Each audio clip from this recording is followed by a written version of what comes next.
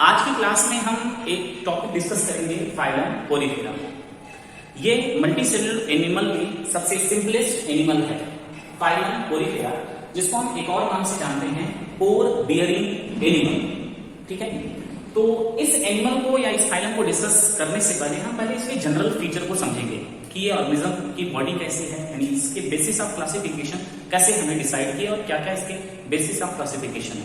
तो पहले हम इसके जनरल फीचर को पढ़ेंगे। फाइलम पोरीफेरा, जिसको पोर बियरिंग एनिमल बोलते हैं, मतलब इसके पूरे बॉडी पर छोटे छोटे पोर होते हैं। ठीक है, और इसको एक और नाम से जानते हैं, आल्सो नोन एज स्पंज। ठीक है, also known as sponge, also known as sponge. पहले हम इसके जनरल फीचर डिस्कस करेंगे। जनरल फीचर यानी इसका बेसिस ऑफ क्लासिफिकेशन क्या था। सबसे पहले हम इसमें फर्स्ट पॉइंट डिस्कस करेंगे बॉडी ऑर्गेनाइजेशन।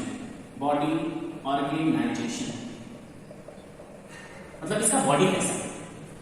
तो ये सबसे सिंपलेस्ट मल्टी सेलुलर क्या है, एनिमल है। तो ये इसमें जो इसकी बॉडी है वो लूज एग्रीगेट्स ऑफ सेल, मतलब सेल टिश्यू नहीं बन पाया है, मतलब जो सेल है वो आपस में कंबाइन होकर ऑर्गेनिज्म को बना लिए हैं। ठीक है, सेकेंड हम डिस्कस करते हैं सिमेट्री। सिमेट्री की बात करेंगे अगर यहां हम, तो इसमें मोस्टली ये इंपॉर्टेंट पॉइंट्स हैं, एनसीईआरटी में देखेंगे आप, यहां लिखा हुआ मोस्टली एसिमेट्रिकल,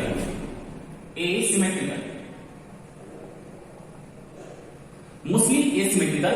और एनसीईआरटी के लास्ट पेज पर जहां ये फाइलम फिनिश होगा, मतलब ये चैप्टर जहां चैप्टर 4 फिनिश होगा, वहां पर लिखेंगे आप सिमेट्री में वेरियस लिखा हुआ है, मतलब मोस्टली एसिमेट्रिकल है, लेकिन कुछ ऐसे भी हैं जो सिमेट्री को शो कर रहे हैं। इसका मीनिंग है, और ये पॉइंट्स याद रखना है।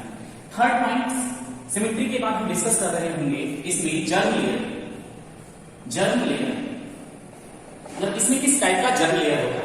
अगर जर्म लेयर की बात करेंगे तो यहां इसके पास जो होता है जर्म लेयर, ये डिप्लोब्लास्टिक। ठीक है, डिप्लोब्लास्टिक होते हैं, मतलब इसमें एक्टोडर्म एंडोडर्म होता है। ठीक, फोर्थ नंबर पे हम इसके बेसिस ऑफ क्लासिफिकेशन में हम डिस्कस करते हैं सीलोम। क्या इसके पास सीलोम मतलब ये हो गया कि मीजोडर्मल कैविटी है या नहीं। तो ये जो ऑर्गेनिज्म है सिलोमेट्स, मतलब इसमें किसी भी टाइप की मीजोडर्मल कैविटी नहीं होती है, सिंपलेस्ट है। ठीक है, इसके बाद हम मूव करते हैं नेक्स्ट टॉपिक पर, जो कि हमारा है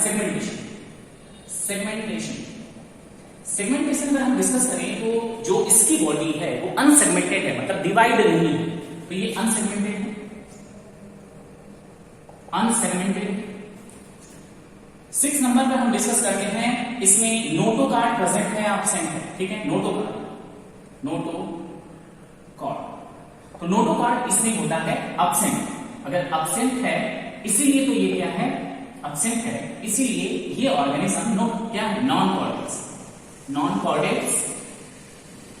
किस बिहार पर हम डिस्कस करते हैं, डिफाइन करते हैं कि नोटोकॉर्ड प्रेजेंट है या एब्सेंट है। तो यहां नोटोकॉर्ड क्या है, एब्सेंट है, इसलिए नॉन कॉर्डेट्स की कैटेगरी में। अब इसमें कुछ और जनरल पैटर्न है। ठीक है, एक बार हम फिर से वापस रिवाइज कर लें जनरल फीचर को। पोरीफेरा मीन्स होता है पोर।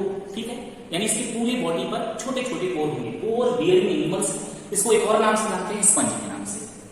जनरल फीचर में बॉडी ऑर्गेनाइजेशन कैसा है, loose aggregates of cell. Symmetry को डिस्कस करें तो मोस्टली कैसे हैं, एसिमेट्रिकल होते हैं, मतलब कोई भी इसमें सिमेट्री नहीं है, मोस्टली है, लेकिन कुछ ऐसे हैं जो सिमेट्री को शो करते हैं।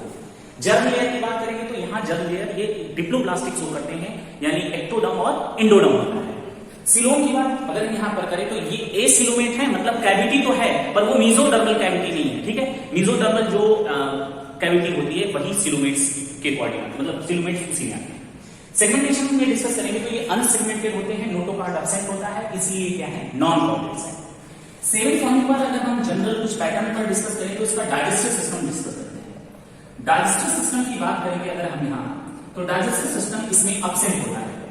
ठीक है, क्योंकि कोई ऑर्गन तो है नहीं इसके पास, एब्सेंट होता है, लेकिन डाइजेशन तो होता है, और वो डाइजेशन होता है इंट्रासेलुलर। ये इंपॉर्टेंट है, इंटरसेलुलर नहीं बोल रहे हैं, इंट्रासेलुलर मतलब सेल के अंदर डाइजेशन होता है। अमीबा के अंदर वो सिंगल सेल है, उसके अंदर डाइजेशन होता है, वैसे ही पोरीफेरा में सेल के अंदर डाइजेशन होता है। तो इंट्रासेलुलर है ना, सेल के अंदर, एक होता है इंट्रासेलुलर सेल के बाहर, यहां इंट्रासेलुलर वर्ड यूज किया गया है। 8 नंबर पे हम डिस्कस कर लें अगर, तो डाइजेस्टिव सिस्टम के बाद अगर हम मूव करेंगे तो ये हम डिस्कस करेंगे इसमें respiratory system. Respiratory system, respiratory system, respiratory system. तो एब्सेंट अगेन है, अगेन एब्सेंट है। तो रेस्पिरेशन कैसे करेगा, क्योंकि एनिमल है तो बॉडी सरफेस से डिफ्यूजन होता है, बॉडी सरफेस से डिफ्यूजन होता है, या फिर इसके पास स्पेशल सेल है। ऐसे ही 9 पॉइंट पर हम नेक्स्ट डिस्कस करते हैं सर्कुलेटरी सिस्टम, तो एब्सेंट होता है, एक्सक्रीटरी सिस्टम भी एब्सेंट होता है। तो अगर हम यहां पर हमने कुछ जनरल फीचर डिस्कस कर लिए हैं पोरीफेरा के, अब हम इसके हैबिtat और एक डायग्राम्स में यहां ड्रॉ किया है, इस डायग्राम्स को डिटेल में देखते हैं कि ये डायग्राम्स क्या है और इसको समझते हैं कि पोरीफेरा को एनसीईआरटी ने किस टाइप से लिखा है। हम पहले हैबिtat डिस्कस करेंगे, स्ट्रक्चर में स्पेशल स्ट्रक्चर, लास्ट में हम रिप्रोडक्शन, आफ्टर दैट हम मूव कर जाएंगे एग्जाम्पल की तरफ। तो यहाँ ये जो चैप्टर, ये टॉपिक है, इस चैप्टर से जो क्वेश्चन आते हैं नीट में वो केवल एनसीईआरटी से आते हैं और एनसीईआरटी की लाइन और एग्जाम्पल से याद करने पड़ते हैं, लेकिन वो भी इंपॉर्टेंट है। एनसीईआरटी की हर एक वर्ड को समझना इंपॉर्टेंट है, अगर नहीं समझेंगे तो क्वेश्चन हमसे नहीं बन पाएंगे। तो पहले हम यहाँ पर इसको रख करते हैं, उसके बाद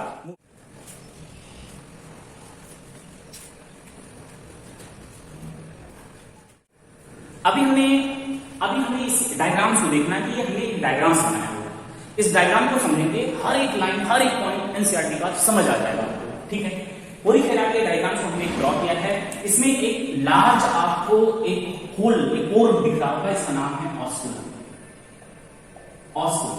और इसमें छोटे छोटे बहुत सारे पोर हैं, ये छोटे छोटे पोर, ये बाहर छोटे पोर हैं, इस पोर को बोलते हैं ऑस्टियर। ऑस्टियर, ऑस्टिया के जस्ट बाद एक कैनाल, यहां भी कैनाल है, यहां कैनाल है, तो वेरिएशन होता है कैनाल का। पहले पढ़ते थे कैनाल सिस्टम, लेकिन अभी नहीं पढ़ना है। हाँ, इसमें एक वर्ड एनसीईआरटी ने एक नाम लिखा है, उसको याद रखना है। इसमें पहले हैबिtat डिस्कस कर लिया जाए, तो हैबिtat, तो ये मोस्टली कहां, मोस्टली क्या सभी है, एक्वेटिक, एक्वेटिक, एक्वेटिक में कहां है, मोस्टली मैराइन होते हैं, मतलब ज्यादातर मैराइन होंगे, कुछ ही होते हैं जो फ्रेश वाटर में। तो जो छोटे छोटे इसके पास पोर हैं, जिसके बेसिस पे इसका नाम पोरीफेरा पड़ा है, उसका नाम क्या होगा, ऑस्टिया, ठीक है। और जो बड़े पोर हैं इसके पास, ऑस्कुलम बोलते हैं। उसके ऑस्टिया के जस्ट पीछे क्या है, एक कैनाल सिस्टम है, ठीक है। इसके पास स्ट्रक्चर में इसके पास एक कैनाल सिस्टम है, जिसका नाम है वाटर कैनाल या ट्रांसपोर्ट सिस्टम। ये इंपॉर्टेंट है, वाटर वेस्कुलर सिस्टम और वाटर कैनाल सिस्टम, ये इंपॉर्टेंट स्टार लगा लो, क्योंकि वाटर कैनाल सिस्टम कई बार नीट में क्वेश्चन हुआ, वाटर वेस्कुलर सिस्टम किस फाइलम का फीचर है। वेस्कुलर कैनाल में बहुत से स्टूडेंट कंफ्यूज होते हैं, वाटर कैनाल सिस्टम हम क्लियर करें। वाटर कैनाल सिस्टम या ट्रांसपोर्ट सिस्टम जो होता है वो पोरीफेरा का फीचर है, वाटर वेस्कुलर सिस्टम जो है वो इकानोडर्मेटा का फीचर है, ठीक है। अब इस वाटर कैनाल सिस्टम का वर्क क्या है, जो इस ऑस्टिया के जस्ट बाद है। इसका मेन वर्क है फूड गैदरिंग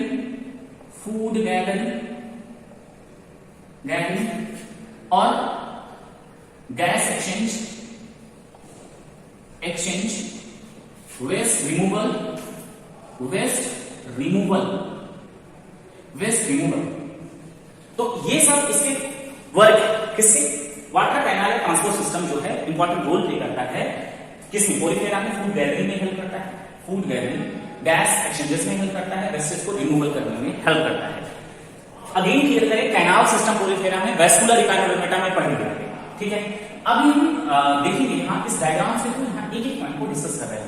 कैनाल जो है ओपन होती है, बड़ी सी कैविटी है, इस कैविटी का नाम क्या है, स्पंजोसील कैविटी, स्पंजोसील कैविटी। ये कैविटी है जिसका नाम है स्पंजोसील कैविटी, ठीक है। इस पोरीफेरा में जो आउटर लेयर है, मतलब बाहर की साइड जो उसको आउटर लेयर, जो एक्टोडर्म, इनर साइड है वो जो है इनर लेयर, एंडोडर्म, ठीक है। इसके बीच में एक और लेयर होती है मीजोग्लिया, है ना, मीजोग्लिया, ये जो इसके पास है ये मीजोग्लिया, मीजोग्लिया, ठीक है। इस इनर लेयर के बाद यहां पर बहुत सारे फ्लैजिलेटेड सेल होते हैं, ऐसे फ्लैजिलेटेड सेल इसके पास, फ्लैजिलेटेड सेल,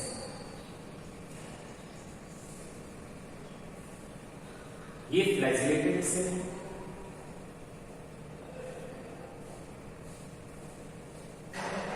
ये फ्लैजिलेटेड क्या है, सेल।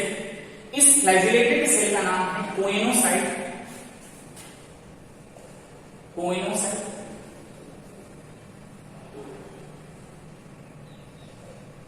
या कॉलर सेल,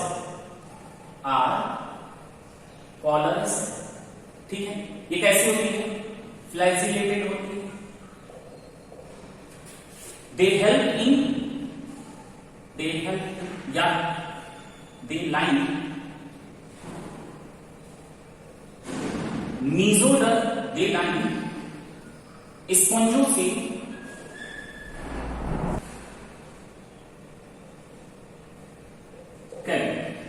स्पॉन्जोसेल। तो जो ये आप यहां देख रहे हैं कॉलर सेल या कोइनोसाइट सेल है, ये जो कोइनोसाइट सेल है ये स्पॉन्जोसेल की लाइन को बनाती है, कैनाल की लाइन को ये कॉलर सेल है। ये फ्लैजिलेटेड सेल मूव करती है जिससे वाटर करंट जनरेट होता है, ठीक है। अब हम इसके कुछ और स्पेशल फीचर डिस्कस करें। ये जो आप इनर साइड, ये एक्टो एंडो के बीच में जो ये लेयर देख रहे हैं, इसका नाम मीजोग्लिया हमने अभी डिस्कस किया।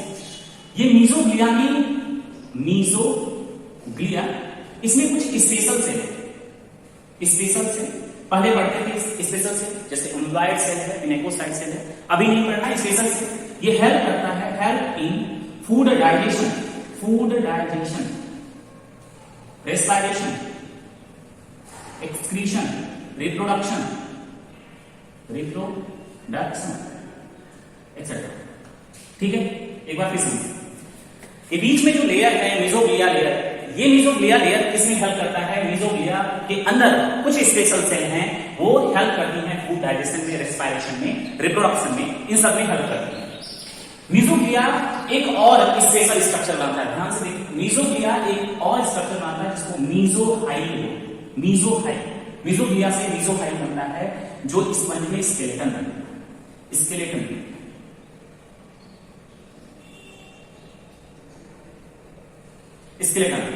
इसमें दो टाइप्स के स्केलेटन होते हैं, एक स्पिक्यूल होता है, स्पिक्यूल, और दूसरा होता है स्पॉन्जी। स्पिक्यूल जो होता है कैल्शियम कार्बोनेट का बनता है, और स्पॉन्जी जो है प्रोटीन।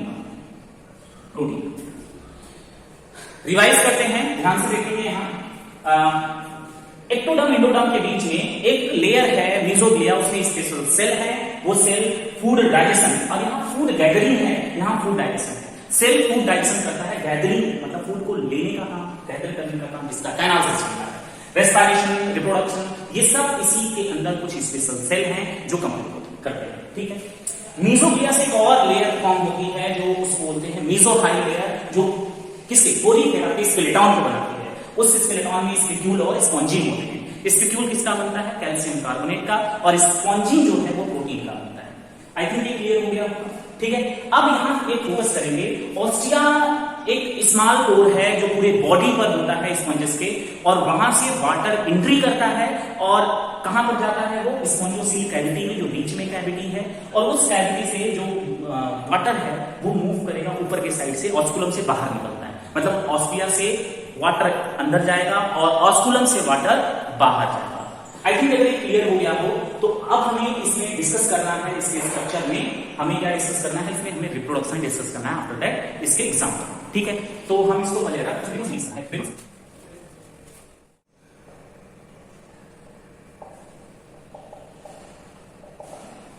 रिप्रोडक्शन, ठीक है। रिप्रोडक्शन की बात करेंगे तो ये hermaphrodite,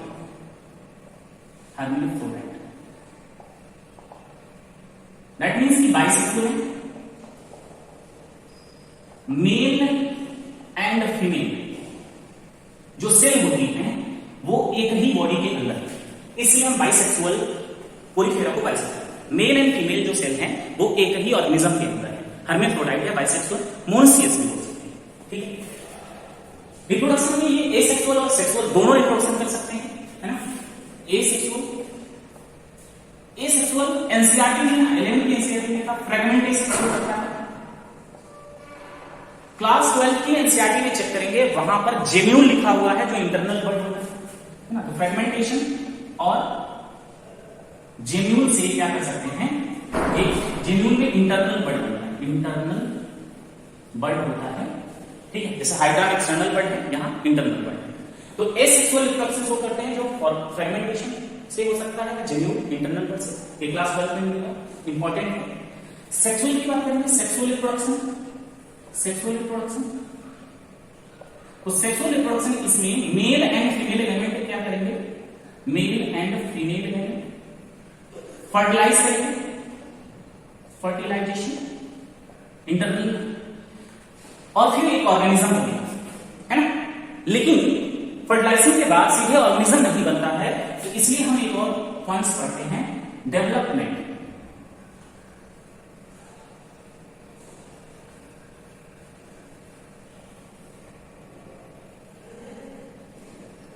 डेवलपमेंट इनडायरेक्ट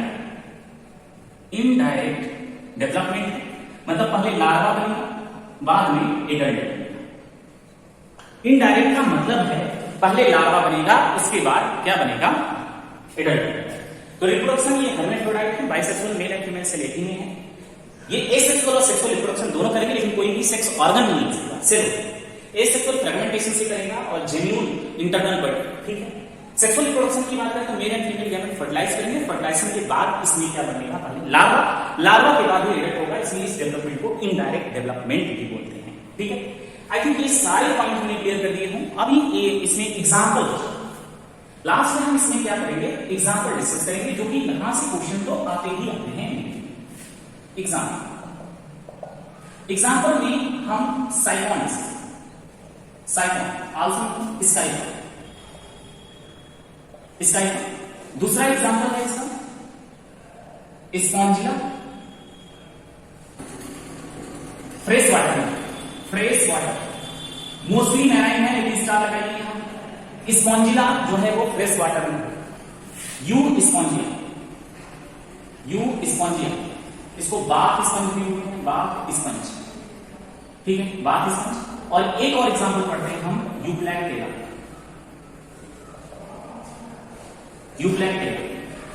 जिसको वीनस फ्लावर बास्केट, ये जैपनीज जब मैरिज करते हैं तो उस टाइम पर इसको हम देखते हैं। तो ओवरऑल हमने कुछ एग्जांपल इसके 4 डिस्कस कर लिए हैं। साइफॉन, second Spongilla, fresh water star important है, ये स्पॉन्जिया को दूसरा नाम है, बाद स्पंज। यूप्लैक्टेला एनसीईआरटी में है नहीं पर इंपॉर्टेंट है, वीनस फ्लावर बास्केट बोलते हैं इसको। ये जैपनीज जो है जब मैरिज होता है तो वो गिफ्ट करते हैं इसको। तो ओवरऑल हमने फाइलम कोरिफेरा को डिस्कस किया और एनसीईआरटी की हर एक लाइन को हमने डिस्कस किया, ठीक है। तो ये डायग्राम्स वाले इंपॉर्टेंट है, इसका डायग्राम्स के थ्रू हम हर एक पॉइंट्स को डिस्कस करेंगे। Thank you.